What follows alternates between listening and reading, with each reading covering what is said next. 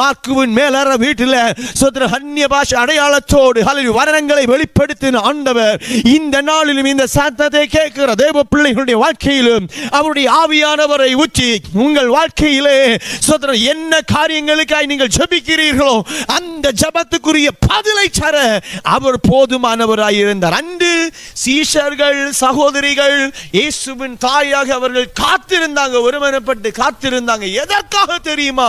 பரிசுத்த ஆவியானவருக்காக காத்திருந்தாங்க, பரிசுத்த ஆவியானுடைய வல்லமைக்காய் காத்திருந்தாங்க, தேற்றரவாளனுக்காய் காத்திருந்தாங்க.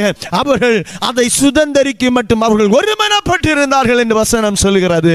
இந்த பகல் வேளையில் இந்த சத்தத்தை கேட்கிற தேவ பிள்ளைகளே, நாமும் ஒருமனப்பட்டு ஜெபிக்கிறவர்களாக இருக்க வேண்டும். நம்முடைய லட்சியம் சிதறாதவர்களாக, நம்முடைய விசுவாசம் சிதறி போகாதவர்களாக, நம்முடைய இருதயம் கலங்கி போகிறவர்களாக அல்ல, இருதயம் ஒருமனப்பட்டவர்களாய் ஜெபிக்க கர்த்தர் பிரியமுள்ளவராய் இருக்கிறார்.